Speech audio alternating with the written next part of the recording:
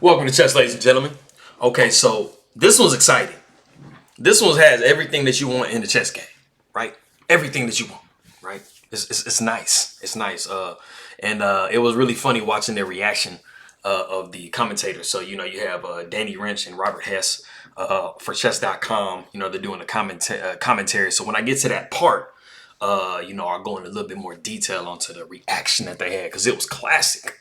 It was classic. Now, before we get into it, as I say always, at the end of the video, I have the answer to the previous chess puzzle and then the new chess puzzle that I have for you guys. But without any further ado, let's get rolling on this game here.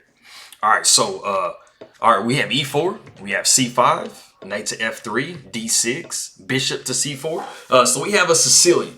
We have a Sicilian that doesn't really have like a specific name to it. Bishop c4 is not the most common line. Usually you'd either see like a closed Sicilian, or you just see a general d4 opening, and then you get into like Najdorfs and maybe some dragons, stuff like that. The more commonly played stuff. But Naga says we don't even want that stuff. Let's just do bishop to c4. Let's put the bishop on just a nice square, right? So, well, we see knight to f6 and we see d3. So we got a6. Clearly what you're trying to do is knock this bishop around. So we see c3, just giving your bishop a little bit of room to move. So we see b5, bishop to b3. And so we see e6. And we have castles for white. Bishop to b7 for black. So knight b to d2. Bishop to e7. Rook to e1. And we see castles for black. And so we see d4, super logical. You're trying to establish a nice pawn center here. So we have knight b to d7. As I always say, guys, whenever you're notating your games, you want to make sure that you're putting the correct knight that has moved. Because in this position, if we go back, you see that the f knight has the ability to also go back to d7. So it would either be knight f to d7 or knight b to d7. So we have knight b to d7. And so we have bishop down to c2, and we have queen to c7. And queen to c7 is the novelty of the game. This is the first time that this has been played. It's a very common looking position. So just because we got into a novelty doesn't mean that the players just don't know what they're doing in this position. It's just this is the first time we've seen this move ever played in this particular specific position. So we have e5, another logical move. You're trying to just expand in the center. And so we see knight to d5. And so we see knight to e4. Pawn takes d4. And then we see e takes d6. So not the immediate c takes d4. We throw a little in-betweener in there. And, this is a very complicated situation here because, you actually have a fork that's placed on the queen and the bishop. So it really forces the bishop away. So we see bishop takes d6, knight takes d6, queen takes d6, and then we see queen takes d4. And so we see rook a to c8, and we see bishop to g5. Now I'm going to do something that I haven't really done before. I'm going to kind of go back in like some couple of chunks because this position that we just got in is very, very important. So if we just back up here, first of all, I'm going to show you that the by far stronger move in the position rather than bishop to g5 was queen to h4. Of course, just threatening checkmate because why not? It's not easily defended. So we would have knight 5 to f6. Now, because those knights were on the same file or the same file, either one of them could have moved. And just saying knight d to f6 wouldn't have sufficed. So you say knight 5 to f6. So we see bishop to f4, kicking the queen, bishop, queen to c5, knight to e5, and rook f to d8. So you see that queen to h4 threatened checkmate. So it put black in a really, really defensive position. Now, the reason that I said I'm doing something I haven't done before is I want to go back to the point that we had e5 because I think that these two situations it's really important to note something, something that black really had the ability to do. And so in this position, instead of knight to d5 immediately, it was definitely a lot stronger to play d takes e5. And then after d takes e5, now we see knight to d5. And as you can see, different than what we had in the actual game, white doesn't have the ability to take this pawn on d6 and put that you know, put that situation with the queen and the bishop. And it's very significant because in this particular position, the bishop is still guarding this diagonal. And even if we were to go a little bit further, even after knight to d5, you know, Nakamura actually gave Vachier-Lagrave another chance to do this as well. And if we were going to do that in this position, we would take d takes e5, d takes e5, and then after rook after d8, you know, you have to move that queen out of the way. And so, as you can see here, we don't have a lot of the tactics that you had in the previous position, and this bishop is still defending this diagonal. Now, it's significant because when you go back forward in the situation, even before, you know, we had bishop g5 or bishop, you know, queen to h4, as you can see, there is no bishop. There is no dark square bishop on this diagonal. The dark square bishop is going to become important later on. But the fact that, you know, this bishop can go to g5, this knight can go to g5, this queen can go to h4. So there's just so much movement that white has because they've been able to successfully get rid of this bishop. And so going forward to what we had, like I said, we had bishop to g5. So we see rook to c4. So queen to d3.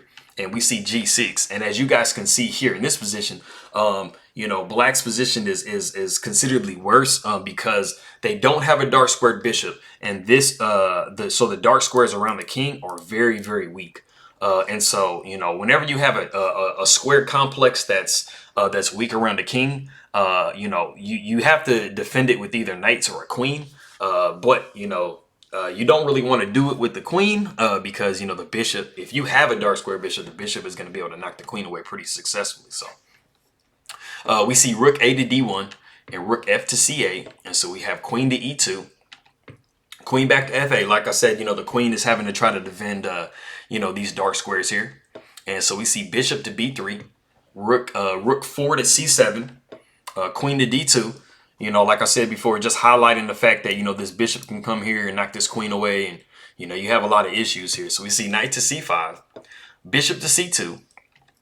So rook to d7. But unfortunately, rook to d7 allows knight to e5. And so, you know, the rook really didn't accomplish anything. So the rook moves back to c7. So rook d to c7. And we see knight to g4.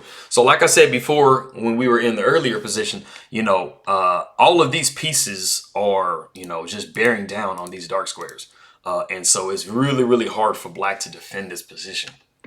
So we see h5. So we have knight moving back to e5. You know, also possible was either bishop to h6 or even knight to f6, exclaiming the dark squares.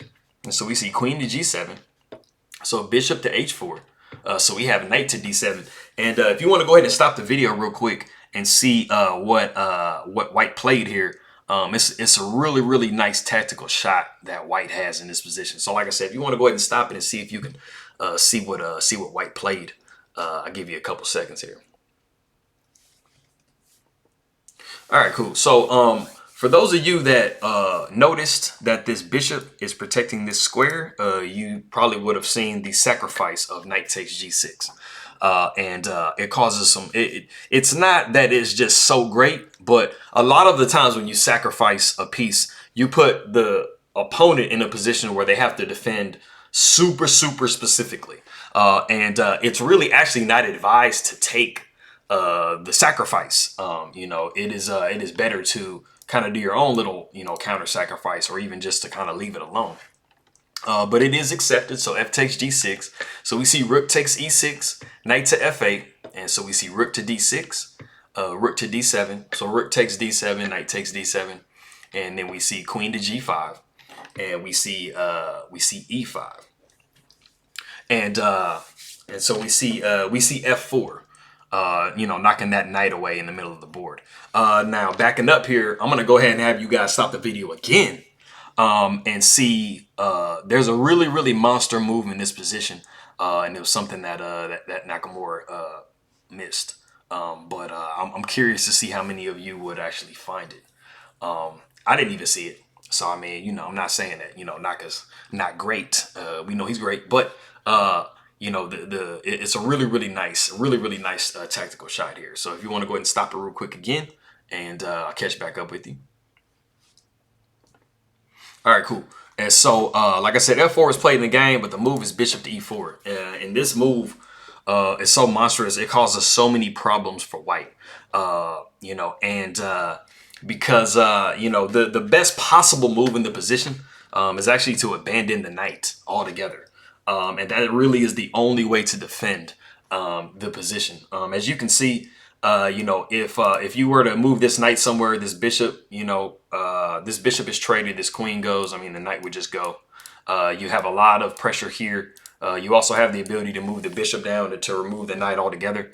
And so black, even though they're up, they're finding a hard time in this particular position, you know, holding their pieces. So after queen to f7, you would see bishop to g3. That's the best way to, you know, basically remove one of these pieces and start to, you know, crumble, you know, black's defenses. You know, and so even if you did go queen takes e5, it's not as strong, you know, you would see rook to e8, you know, bishop would take d5, rook takes e5, bishop takes f7 with check, the king would take f7, and you would have to go f4 because you have some bank rank issues. So like I said, you know, this one isn't as good, you know, bishop down to g3 in that position was really, really good. And so like I said, we do have f4, and so we see knight to e3, and so bishop, so pawn takes e5, we see knight takes d1, and bishop takes b3. You know, we needed those knights to move because this square, you know, a knight could have just plopped down in there and blocked. So we see king to h7, bishop to d1, so rook to e5, or rook to c5, sorry. So now the bishop goes back to g3. And so we see knight, rook to d5, bishop to c2, and we see queen to h6. You definitely, because, you know, this pawn is pinned, you definitely don't want to see anything like queen to h5 with check. And so we see queen takes h6, king takes h6, and we see h4. And then this is the part in the game where we had the crazy reaction. And I'll demonstrate that reaction for you, acting like I just saw this move for the first time. No! Bishop f4. So Danny Wrench and Robert Hess, they look like they acted like they got hit in that no special place, you know, like they both acted like that. It was crazy because they both literally did it at the exact same time. It was crazy. But as you guys can see, bishop f4, double exclam. You know, that is a yeah, that's a fork.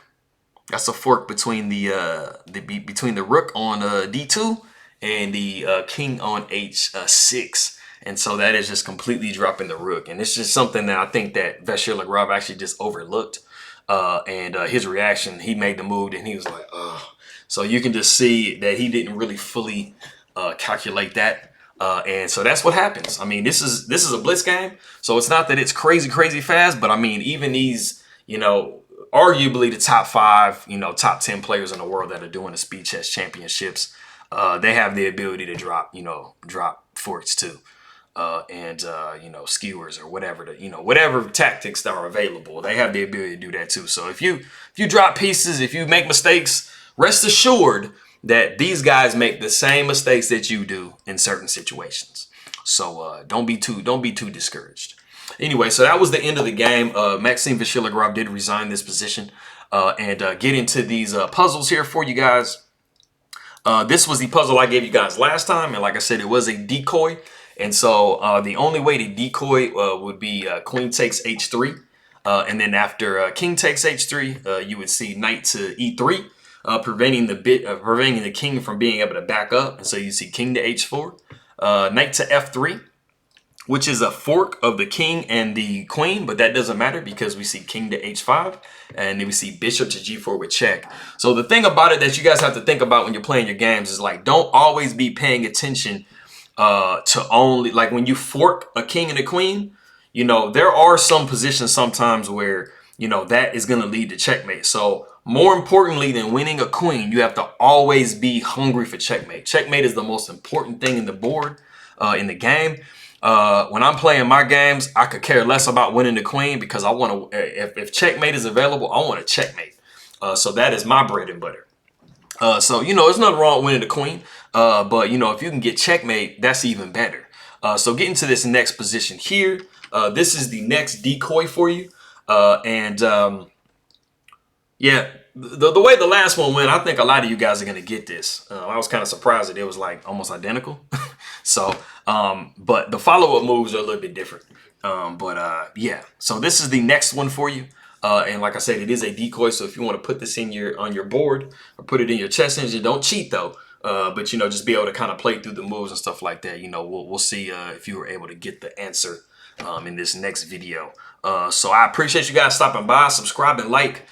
Give me some comments. Let me know, you know, how you like the commentary, how you like the analysis, how you like my personality, whatever. And I will see you guys in the next video. I appreciate it.